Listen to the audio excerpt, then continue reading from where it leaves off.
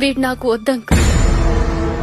ఒకప్పుడు వీలైతే 4 మాటలన్నాడు, ఇప్పుడు అస్సలు మాట్లాడొద్దంటున్నాడు.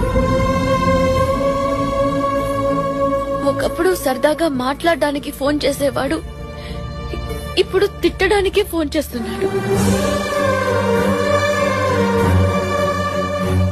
ఒకప్పుడు నాలో ఏం నచ్చిందన్నాడో, ఇప్పుడు అదే నచ్చట్లేదంటున్నాడు.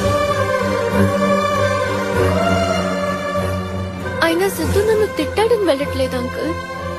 ఇంతకు ముందు కూడా సిద్ధు నన్ను తిట్టేవాడు, అందులో ప్రేమ కనిపించేది. ఇప్పుడు అది లేదు.